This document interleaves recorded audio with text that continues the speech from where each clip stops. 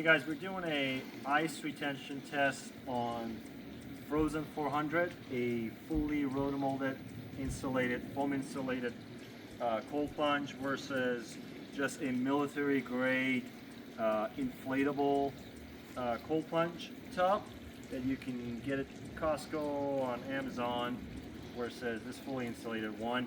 We added around an hour ago, 45 minutes to an hour ago, we added 100 pounds of ice to each of these units.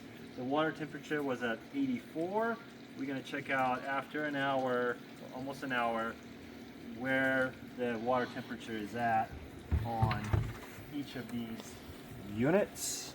Right now we are sitting for Frozin at 43.5, and we have about 5% of our ice, 5 to 10% of our ice left in this. So if you were to plunge in here, you're probably going to raise the temperature to about 45 by 2 degrees if you were to plunge for 5-10 minutes.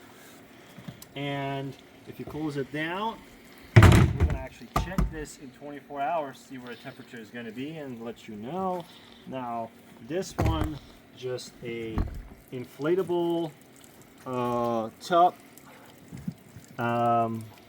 is sitting at 47 and 47.3 with basically no ice left. There's like 1 or 2 pieces left, so the ice is fully melted. So the temperature for this is almost 3-4 degrees higher than the fully insulated.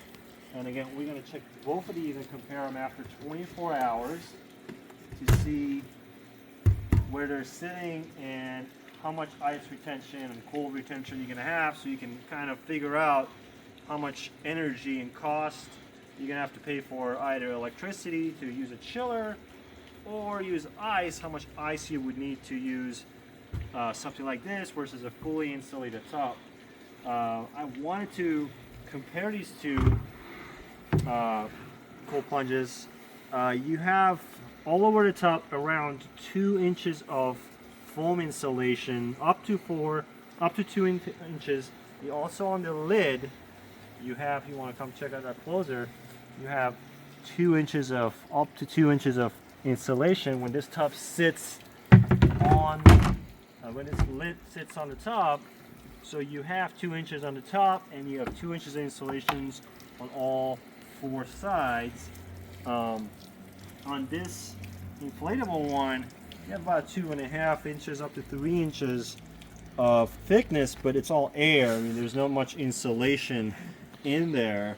It's just the wrap around it that might have some insulation. So that's why you get 4 degrees less for 100 pounds of ice in this one. And again, we'll figure out what the temperature is going to be tomorrow after 24 hours.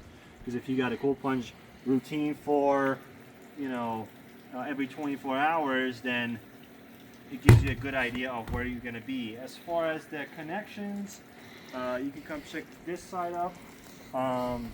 These inflatables usually have ports, inlet and outlet for a chiller if you want to kind of have your own chiller, or if the company you're buying has a chiller. If you buy them from Costco, they're not going to have any ports, so that's going to be the difference. And this is how you inflate it. These are the inflation valves.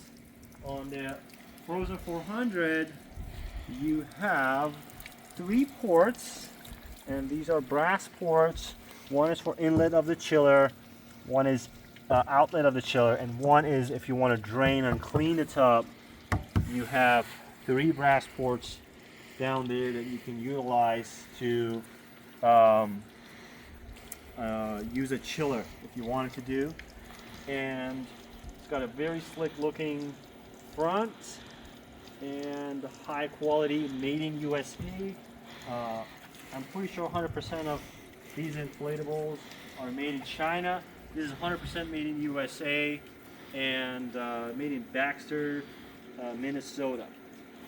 So we'll get back to you in 24 hours and let you know where the temperature is going to be for these 2 tubs. Guys, it's been almost 24 hours since we put the ice in, and we want to check the temperature today. So as you can see, the ice has melted and the temperature is actually lower, which means yesterday It probably has gone down to 41, 40, and now it's at 42.6. So temperature has stayed pretty stable on this one. Let's check the temperature on the inflatable, and we are at 50.9, almost 51. So this has gone up by 4 degrees. So this one, after 24 hours, this one stayed still the same, and this one has gone up by 3-4 degrees. So we're gonna check in again in 24 hours, see where this one is going to be. I'm sure this is going to be in the 60s, but we'll check the Frozin tomorrow and see where the temperature is going to be.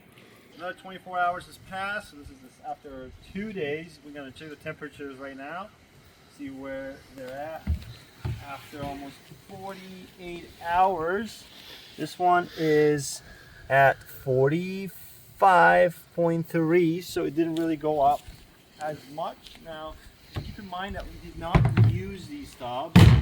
Once you plunge, it goes up a couple of degrees naturally using your body temperature. So this could have been around 46.